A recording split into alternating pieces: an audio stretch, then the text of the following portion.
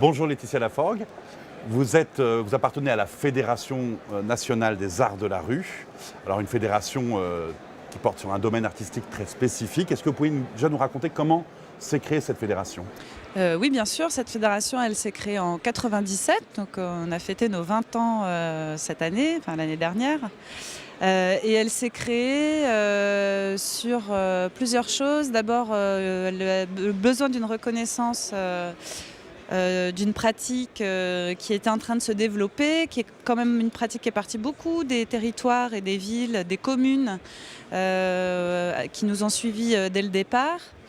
Ça a mis un peu plus longtemps à arriver jusqu'aux hautes sphères de l'État, mais disons qu'aujourd'hui, 20 ans plus tard, on peut dire que c'est une pratique largement reconnue, qui compte plusieurs centaines de festivals, pour ne pas dire milliers, et énormément de compagnies. Qui a pas son pareil nulle part ailleurs dans le monde, puisque les arts de la rue sont extrêmement constitués en France et très structurés. Et elle s'est constituée pas uniquement sur des questions d'enjeux d'un secteur et de professionnels, mais aussi pour défendre une vision de la société. Alors on va venir à cette vision de la société, juste une petite question de précision. Est-ce que cette fédération est née d'une volonté politique ou est-ce qu'elle est née des compagnies, des festivals ? Elle est née des acteurs, elle est née de directeurs artistiques de festivals et de compagnies, d'artistes essentiellement, mais aussi d'autres, parce qu'on est une fédération qui rassemble également des collectivités, des individuels, des spectateurs. On essaye de fédérer largement au-delà simplement des professionnels. Et donc cette fédération a pas mal œuvré dans ce sens, en portant des valeurs. Je crois que c'est ça qui nous habite le plus, la défense des valeurs qui sont pour nous assez fortes, c'est-à-dire la liberté de circuler dans l'espace public, la liberté de s'y exprimer, avec en plus aujourd'hui toutes les contraintes qu'on connaît sur les demandes d'autorisation, la privatisation de l'espace public, l'état d'urgence aussi qui nous a beaucoup pesé ces derniers temps. La question de égalité des territoires, puisque nous sommes par définition mobiles et nomades, et donc ça nous intéresse aussi de travailler ces questions, de pouvoir nous faufiler partout, les places et les rues, que ce soit des grandes villes, mais aussi dans les milieux ruraux. Et puis la question de la fraternité, bien sûr du lien social, d'aller sur la place publique avec un propos artistique, créer du lien, faire que des idées circulent et qu'elles ne soient pas simplement restreintes à un petit parterre de privilégiés parce qu'ils ont l'accès, parce qu'ils ont l'habitude. Est-ce que vous diriez, au risque de caricaturer un peu, je vous provoque, est-ce que vous diriez que finalement il n'y a pas vraiment d'art de la rue, mais plus une rue qui accueille les arts, parce qu'on voit bien le théâtre, on voit le cirque, on voit bien. Est-ce que l'art de la rue, les arts de la rue, sont des arts qui appartiennent à des espaces qu'on connaît et qui viennent dans la rue, ou est-ce qu'il y a vraiment une spécificité autre que l'espace Il va m'en falloir beaucoup plus pour me provoquer. Non, c'est assez juste en fait comme réflexion. Nous, on ne dit pas qu'il y a une discipline art de la rue, ça n'existe pas. Par contre, il y a du théâtre, il y a de la danse, il y a du cirque, il y a de la création sonore, de la musique, des plasticiens, aussi bien académiques que des street artistes. Mais c'est formidable, vous pouvez finalement accueillir dans votre fédération toutes les compagnies du monde, puisqu'il y en a... Ben oui. Au final, en France, beaucoup de compagnies. Moi, je pense par exemple à une Nadège Prugnard qui était associée à Aurillac et qui, Aurillac accueillant le plus gros ou l'un des tout plus gros festivals de la rue, travaille à la fois sur le théâtre interne et puis la rue proprement dite, avec les habitants. Il y a beaucoup de compagnies et beaucoup d'artistes font ces allers-retours, même les programmateurs font aussi ce genre d'aller-retour. On n'est pas spécialisé, même si je pense qu'aujourd'hui il faut aller beaucoup plus loin. On fonctionne quand même en silo. On est quand même associé au service du théâtre dans la plupart des DRAC. Il y a quelques compagnies qui sont encore associées. Quand vous dites associé, ça veut dire un petit peu soumis ou vous avez... En discussion. Ouais. En discussion, les collectivités, l'État, l'institution est un partenaire et donc on discute avec lui. Et quand on fait par exemple des demandes d'aide, de subventions, c'est souvent au théâtre qu'on nous renvoie. On dépend de ce service-là. ou alors, je vous dis à quelques exceptions, de la musique, de la danse, mais aussi bien dans nos pratiques artistiques, on est transdisciplinaire, c'est-à-dire que on ne va pas être forcément très spécialisé sur un art, que ce soit le théâtre, la danse ou autre chose, mais au contraire, on va essayer de mélanger. En tout cas, on le revendique, et aussi beaucoup d'artistes, et c'est un petit peu pareil pour, Mais vous pour les pratiques. vous êtes aujourd'hui plus considéré comme un sous-art, enfin, parce que ça a été quand même... Enfin, il y a eu tout un temps... Bon, alors après, il y a des initiatives qui favorisent cette égalité, comme Arsena, qui a mêlé le Centre national du théâtre et Hors les murs, et qui a fait un centre vraiment commun. Mais parfois, Oui, on mais avait ça, c'est pas l'impression forcément que... un signe de bonne santé, hein. Ça peut être un jumelage, une cousinade. Ouais, je pense que c'est surtout une fusion politique qui a aussi gagné en économie et tout ça, parce que c'est ça qu'on défend aujourd'hui dans les politiques publiques à cause de la restriction des budgets. Et c'est vrai que Hors les murs nous a beaucoup accompagnés, a été très proche de nous, et qu'il faut qu'on trouve cette relation avec le théâtre, mais aussi avec d'autres. Et le fait de nous dire, voyez, encore une fois, on va faire Hors les murs et le CNT parce que vous avez des choses à vous dire, mais on a aussi des choses à dire partout. Et nous, ce qu'on aurait aimé, ça aurait été plutôt, ce qu'on demande d'ailleurs aujourd'hui encore, c'est plutôt des espaces de dialogue, de concertation, de construction des politiques publiques avec pas seulement que le ministère de la Culture, mais aussi le ministère de la Défense, par exemple, de l'Intérieur, pardon. Oui, pour les questions de sécurité. Pour les là, questions parce que de là, elles sont- sécurité, d'éducation, de la ministère de la Ville. À un moment donné, c'était quand même une tentative qui Donc pour vous, nous intéressait. en fait, il n'y a pas une reconnaissance forcément croissante de vos pratiques professionnelles propres. Il peut y avoir aussi des régressions pour des questions économiques. Donc il y a un jeu en fait de va-et-vient. Oui, c'est-à-dire que la reconnaissance institutionnelle, au bout d'un moment, ils ont été obligés, quoi, hein. On a poussé, et puis, pour ceux qui n'ont pas peur, à un moment donné, d'aller voir un spectacle dehors, de s'asseoir par terre et de se salir un peu les fesses, passez-moi l'expression, ils se rendent bien compte que les propositions artistiques, elles sont valables, réelles, qu'elles instaurent un autre type de dialogue avec le public, qu'elles utilisent aussi la ville comme un décor, que ça crée de l'imaginaire. Donc de ce point de vue-là, on peut dire que quand même, sauf celui qui reste un petit peu bloqué, et il y en a beaucoup, à part ça, il y a quand même une reconnaissance. On a des conseillers aujourd'hui dans les institutions qui savent se déplacer jusqu'à nous, qui savent lire nos spectacles avec d'autres filtres que ceux habituels pour d'autres types de pratiques. Voilà, donc ça c'est vrai. Par ailleurs, on peut quand même dire qu'il y a des régressions. Alors il y a des régressions budgétaires, mais c'est pas que pour nous. Et aussi il y a des régressions en matière de liberté, beaucoup. Ah oui, on revient à la question de la sécurité, avec des manifestations qui ont été interdites à Aurillac, à Châlons aussi d'ailleurs. Il y a eu deux ou à trois Châlons spectacles. l'année dernière, voilà. Ouais.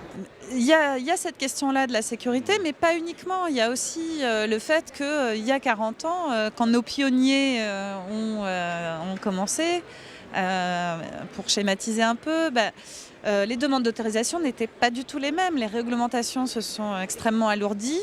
On est dans des couches administratives qui nous demandent d'avoir des compétences très développées en la matière pour accueillir du public, pour aussi quelques prouesses techniques, et on en réalise.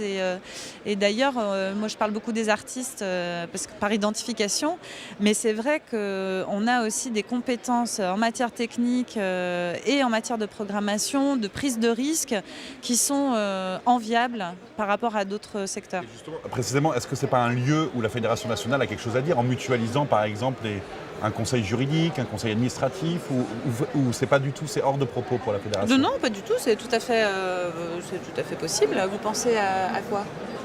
Je pense par exemple le fait que les procédures administratives se sont amplifiées, et donc tout le monde n'a pas la compétence de remplir tous les questionnaires et autres formulaires. Mais complètement, et je pense que... Et donc est-ce que vous avez une action par rapport à ça, mutualisée?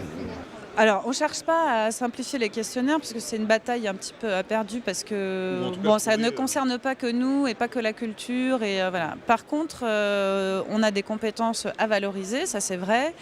Et aujourd'hui, quand certains nous renvoient à il faut que le théâtre programme plus d'art de la rue, par exemple, c'est un genre d'ancienne assez classique, c'est vraiment ne pas avoir conscience d'une spécificité et de savoir-faire que nous avons développé ces dernières années.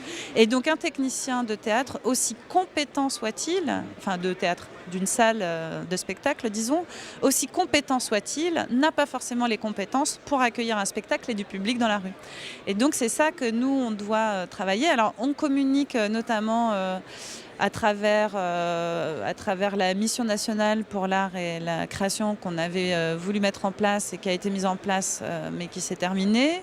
On communique avec le ministère de l'Intérieur qui avait délégué un préfet pour s'occuper de ces questions. Voilà, on est à ces endroits-là de discussion, mais c'est des discussions qui sont très longues, c'est des discussions qui sont fondamentalement politiques, parce que ce que nous faisons est puissamment politique. Prendre la parole dans l'espace public, avoir un propos d'une certaine manière esthétisé, artistique, et s'adresser à ses concitoyens sous le soleil de midi, c'est profondément politique. Donc on fait que ça en fait, de la politique. Et donc on fait que discuter pour essayer de faire Donc ça c'est vraiment le rôle de la fédération. C'est un de ses rôles. Un autre D'accord. rôle, c'est de fédérer. Un autre rôle, c'est de travailler avec ses adhérents. Un autre rôle, c'est... C'est ça ma question en fait par rapport à la mutualisation de moyens, c'est-à-dire, je vais prendre un exemple tout bête, prendre 3 salariés qui sont spécialisés dans les questions administratives et qui font pour tous les compagnies, tous les festivals, les démarches administratives que les compagnies et les festivals ne savent pas faire eux-mêmes. Non, mais ça, c'est pas possible. Parce que c'est pas possible parce qu'on est un art contextuel. Ce que nous faisons à un endroit, nous le reproduisons jamais à un autre endroit. Les normes ne sont pas les mêmes de Châlons à Aurillac, d'Aurillac à Bordeaux. C'est pas tant que les normes ne sont pas les mêmes, c'est qu'un artiste va arriver à Châlons et va faire une proposition qui va plutôt prendre en compte cet espace dans ce quartier et qui demandera des aménagements particuliers, et il aura plusieurs interlocuteurs. Il y aura le maire de la ville, éventuellement la police, éventuellement le bailleur ou les propriétaires, la copropriété dans laquelle il va pouvoir se produire. Enfin, il y a tout un tas de possibilités qui fait que c'est bien aussi qu'il n'y ait pas 3 personnes qui aient toutes les compétences et qui doivent répondre à toutes les demandes, mais qu'au contraire, nous soyons nos propres pourvoyeurs d'informations. Et voilà. Donc en fait, la complexité administrative est à la mesure de la richesse de la proposition que vous faites aussi. En tout cas, oui. De sa après, diversité selon les lieux. Ouais, mais la complexité administrative, c'est pas le pire. Donc, ce qui est C'est vrai, quoi le pire?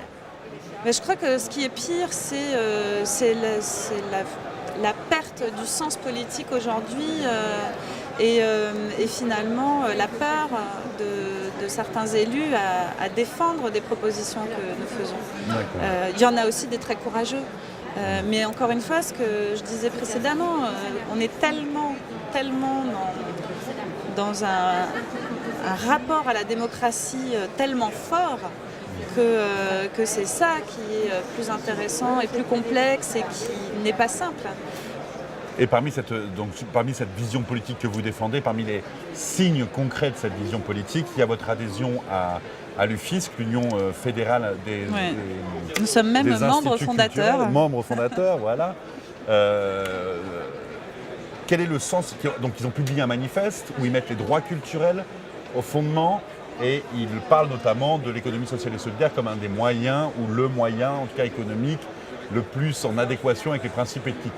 Alors, première question, il y en aura 2, ça va être très court, c'est la dernière partie. Première question, qu'est-ce que pour vous les droits culturels? Et ma deuxième question, c'est comment vous articulez les droits culturels, l'économie sociale et solidaire et votre pratique professionnelle des arts de la rue? Les droits culturels, je ne vais pas vous donner une définition que j'aurais apprise par cœur de l'encyclopédie des droits culturels. Ce que je peux vous dire, c'est que pour nous, ces droits culturels, au niveau de la fédération, on a commencé vraiment à se les approprier il y a 2-3 ans, donc c'est assez récent.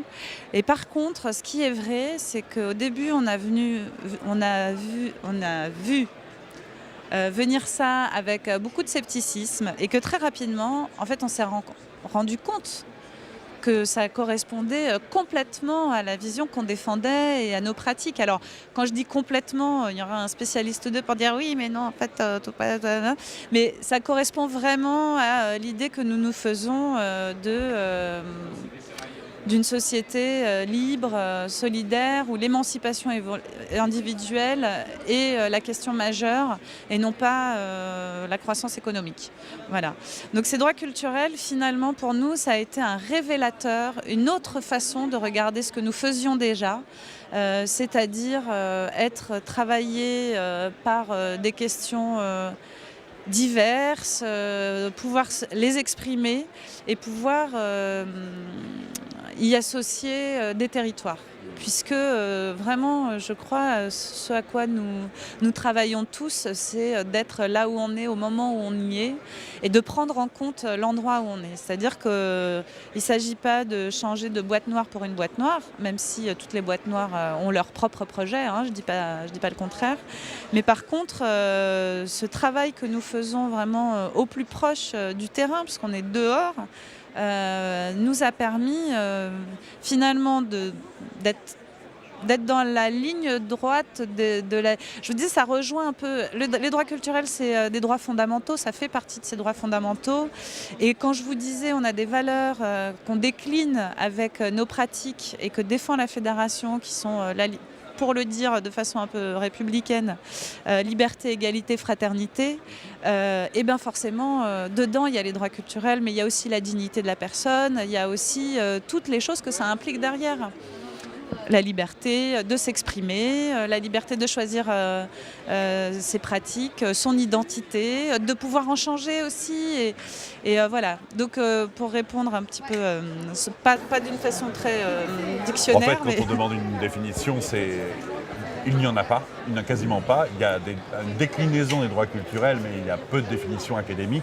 C'est évidemment relatif à votre perception et puis en plus à la perception que peuvent en avoir les arts de la rue. Ce matin, j'entendais quelqu'un qui disait oui, alors on nous dit qu'il faut changer de logiciel, mais on ne sait pas de quel logiciel on parle. Mais si, moi je vais lui expliquer au monsieur qui a dit ça. On parle précisément de ce genre de logiciel-là, c'est-à-dire d'une conception de la culture qui serait descendante, je crois d'ailleurs qu'il a cité Malraux. Dans la même table ronde, ils ont cité Malraux. Nous, on ne parle pas du tout de ça. C'est bien, il y a eu la décentralisation, ok, c'est une époque. Aujourd'hui, on est ailleurs, on est autre part. Et il n'y a guère que les politiques publiques pour ne pas s'en rendre compte, puisque les gens, ils sont déjà autre part. Dans leur pratique culturelle, ils ont intégré beaucoup de choses. La diversité, je ne sais pas, des musiques. Aujourd'hui, quelqu'un n'est pas que rock. La plupart des gens écoutent plein de choses. Aujourd'hui, la pratique numérique sur une tablette est considérée comme une pratique culturelle. On peut accéder à des films hollywoodiens très grand public, comme à des petits films montés avec 3 francs 6 sous au fin fond du Brésil, dans la forêt amazonienne. Enfin, voilà. Donc ça, c'est une réalité de la société. Et il faut juste que maintenant, les gens qui n'ont toujours pas changé de logiciel, on les aide un petit peu. Et je suis sûre que quand ils auront compris, ils vont trouver ça formidable. Et pour boucler avec la deuxième question... Oui, l'apport de l'ESS, de l'économie sociale et solidaire. C'est le même mouvement, c'est-à-dire que tout ça fait partie d'une vision d'une société, encore une fois, où c'est pas la croissance économique le moteur, mais le moteur, c'est bien le côté organique de la structure entre les individus, c'est-à-dire un projet de société dans lequel c'est le projet et le développement des personnes et l'émancipation des personnes et le bien-être des personnes qui est premier. Et donc, forcément de ça, quand on applique ça, découle de fait une économie sociale et solidaire.